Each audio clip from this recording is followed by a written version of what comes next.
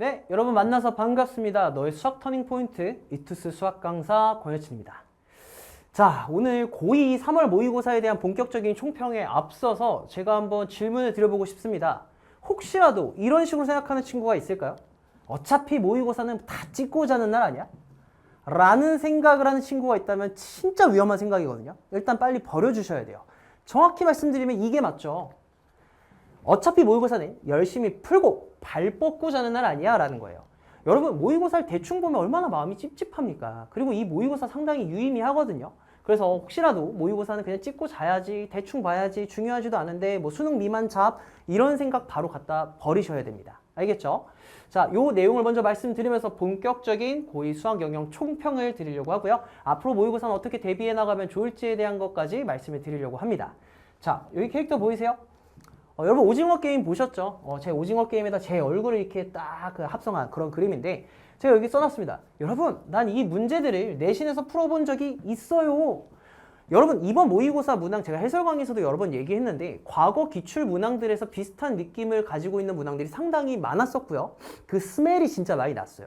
그러면 여러분들이 작년에 내신 대비를 꼼꼼히 꽤 깊게 과거 기출까지 잘 풀어봤다고 하면 이번 모의고사가 비교적 익숙했어야 되지 않나 라는 생각이 들거든요. 그래서 이런 짤을 한번 넣어봤다 생각하시면 될 것 같습니다. 자, 우선 이투스 공식 등급컷과 오답률 탑5 문항부터 말씀해 드릴게요. 자, 등급컷 같은 경우는 사실 당일날에는 76점까지 내려갔다가 지금은 1등급 컷이 80점, 2등급이 66점, 3등급이 57점 이렇게 배치가 되어 있습니다. 그러면 이제 과연 작년 모의고사 대비 어땠는가 보면 24년도 3월과 난이도는 비슷하지 않았나 라고 생각을 합니다. 등급컷만 보면. 사실 저는 개인적으로 이번 게 조금 더 까다로웠다라고 느꼈는데 등급컷을 보니까 학생들은 그렇게 느끼진 않았던 것 같아요. 작년 같은 경우도 1등급 컷이 80점, 2등급 컷이 69점이어서 뭐 2등급 컷만 약간 차이가 있다 생각하시면 될 것 같고요. 그럼 과연 오답률 탑5는 어땠는가 라고 보면 재밌는 사실이 있습니다. 분명히 여러분 모의고사 여러 번 봐서 알겠지만 21번, 30번이 제일 어려운 문항인 건 아시죠? 근데 오답률 탑5의 1위, 30번 뭐 이건 인정. 29번 뭐 여기까지도 인정. 뭐 그래 나름 주관식 중에 어려운 편이니까. 근데 28번, 27번 대체 21번 언제 나와 했더니 5번째입니다. 이 결과가 의미하는 게 뭘까요? 21번이 쉬웠다? 잘 찍었다예요. 객관식은요 아무래도 좀 찍는 친구들이 많고 찍어서 운 좋게 맞추는 친구들도 많다 보니까 완벽하게 풀어서 맞추지 않고 아마 찍어서 맞춘 친구들이 좀 많지 않을까라는 생각이 들고요. 그거에 대비 주관식은 찍을 수가 없기 때문에 좀 성적이 안 나오지 않았을까, 좀 오답률이 높지 않았을까 생각이 듭니다. 자, 각 문항별로 물어본 주제를 좀 보면 30번 같은 경우는 이제 사실 매번 고2 3월 모의고사 30번은 유무리 함수 그래프 추론과 빡센 계산이 필요한 그런 문항들이 출제가 됐고 이번에도 어김없이 똑같이 출제가 됐습니다. 자, 그리고 29번. 요 29번 좀 어려웠을 것 같긴 해요. 집합을 해석을 한 다음에 그 해석 후에 소수 조건을 가지고 최종적으로 조합 계산 활용까지 했어야 되기 때문에 사실은 한 문제 안에 여러분이 약한 주제가 다 몰려 있어요. 그래서 좀 어려웠을 것 같고 28번. 사실 28번 좀 이해가 안 가는 게 원의 방정식의 활용, 피처링 접하는 상황인데 너무도 많이 나왔던 과거 기출에서 정말 많이 보았던 주제가 다시 한번 나왔습니다. 그래서 이런 문항들은 그래도 어느 정도는 좀 잘 해체를 했어야 되지 않았을까라는 생각이 좀 들고요. 자, 27번은 약간 낯설었을 수는 있을 것 같아요. 정수근 조건이 정수 조건과 함께 3차 방정식 주제로 출제가 됐어요. 그러다 보니까 보통 2차 방정식의 정수근은 많이 봤는데 3차 방정식은 좀 낯서네? 라는 생각이 어려웠을 수는 있을 것 같고요. 제가 해설 강의에서 되게 극찬을 많이 했는데 21번 문항은 2차 함수 그래프 추론인데 정말 문항이 좋았습니다. 정말 문항이 좋았기 때문에 반드시 해설 강의 꼭 보시고요. 요 좋았던 이유는 그 다음 페이지에서 제가 좀 이어서 말씀드릴 수 있을 것 같아요. 일단은 이번 모의고사에 대한 제 개인적인 생각부터 말씀해 드릴게요. 일단 첫 번째, 아까 제가 처음에 말씀드렸던 것처럼 과거 고2 모의고사에서 출제된 문항들이 상당수 비슷하게 출제가 되었습니다. 아주 노골적으로 비슷했던 느낌이었던 문항은 18번 문항. 이번에 18번 문항이 여러분 투숙객, 까다로운 A와 걔랑 친한 B, 그리고 사이가 안 좋은 C에 대한 것을 배치하는 문항이 있었죠. 그 문항 같은 경우는 2021년도 고2 3월 21번 문항과 제 생각엔 쌍둥이 문항이에요. 조건 해석, 조건 표현 거의 모든 게 비슷하고 오히려 그때 21번보다 약간 더 가볍게 나왔다. 그렇기 때문에 21번 문항을 한 번이라도 내신 때 다 다뤄봤던 친구들이라면 이번에 18번 문항을 좀 무리 없이 풀지 않았을까라는 생각이 들고요. 자, 제가 아까 21번 문항 진짜 좋다고 말씀드렸잖아요. 요 이유 때문이에요. 수능형 문항들이 정말 많았고 특히 그중에 21번은 오, 제가 이제 감탄을 하고 있습니다. 수학2 평가원 기출과 비슷한 느낌이 꽤 있었습니다. 물론 누군가는 이게 뭐가 비슷해 할 수도 있지만 제가 개인적으로 느꼈을 때는 23년도 9월 공통 13번에서 3차 함수가 등장을 했고 그 3차 함수를 미분했을 때 상황이 이번에 이 21번 2차 함수 상황과 상당히 유사했고요.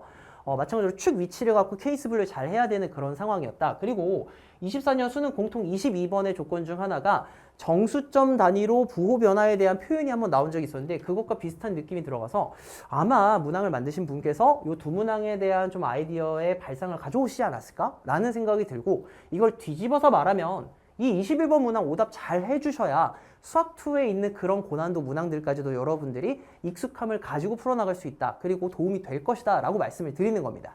자, 그 다음에 세 번째. 선생님, 뭐 이게 이제 고1 3월 모의고사 때도 똑같지만 선생님 그거 다 지나간 범위 아닙니까? 절대 아니에요. 고1 수학 범위였잖아요. 그리고 고1 수학은 꾸준히 중요합니다. 꼭 반드시 오답하셔야 돼요. 요즘 고3 시험 범위에서 그리고 고3 시험 문제에서 고1 내용이 상당히 많이 나오고 있거든요.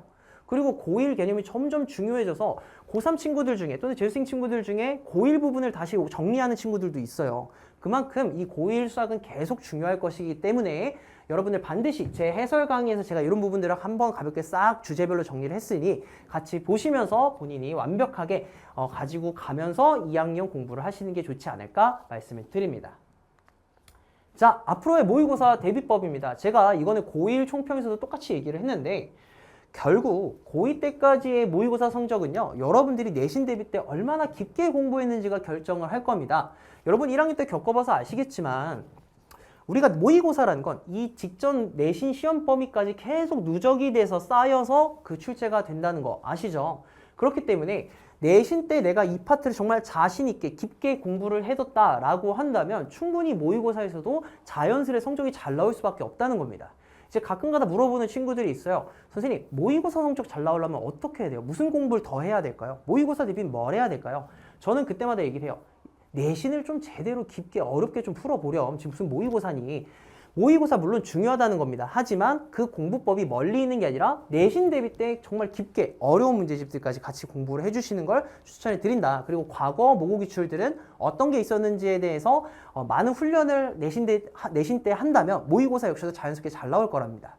자, 그리고 이런 부분들을 반영해서 제가 볼륨업 강좌와 업투유 강좌에서 다양한 모의고사 문항들 그리고 모의고사형 문항 해석 방식 등을 많이 다뤄볼 예정이니 여러분들 많이 참고해 주시면 좋을 것 같고요. 자, 그 다음에 두 번째입니다. 제가 이번에 현강에서 고2 학생들에게 3월 모의고사 전에 똑같이 얘기를 했어요. 선생님 모의고사 뭐 공부할까요? 하면은 제가 뭐 많은 시간을 투자를 못 하더라도 전날 또는 전전날 정도에는 가볍게 이전 내신 범위에 대한 가벼운 리뷰를 좀 해보면 어떠니? 라고 말을 했습니다. 왜냐? 사람은 결국 망각의 동물이거든요. 그래서 이제 제가 고1 모의고사 총평에서 똑같이 또 얘기를 했어요. 많은 학생들이 내신 때 열심히 개념 공부하고 뭐 문항 공부한 다음에 끌고 가서 내신 때 다 털어내고 빈손으로 나오려고 해요. 절대 그러면 안 됩니다. 내가 내신 때 열심히 공부한 것들은요 계속 가지고 가는 거예요. 언제까지? 수능 볼 때까지. 그렇기 때문에 이전 내신 범위에 대한 내용들을 계속 가지고 있어야 되는데 아까 말했죠. 사람은 망각의 동물이어서 결국 잊어버리게 돼 있어요. 근데 내가 만약에 전날이든 전전날이든 그 잊어버렸던 것들을 가볍게 쭉 정리를 잘만 한다면 그 다음날 내가 잊어버려서 못 푸는 문제는 없을 거라는 거예요. 그리고 그게 많게는 거의 10점 이상 오르게 해줄 수 있다는 거 저는 확신하거든요. 그래서 모의고사 직전에는 최소한의 성의라는 생각으로 내가 이전 범위를 한번 리뷰를 해보자 라고 생각하시면 좋을 것 같고요. 자, 세 번째, 이거 정말 중요합니다. 특히 고2 학생들 분명히 지금 타성에 젖은 친구들이 있을 거예요. 어차피 모의고사는 다 찍고 수능 미만 잡 이런 얘기를 잘못된 얘기를 듣고 있다면 빨리 잊으셔야 되고요.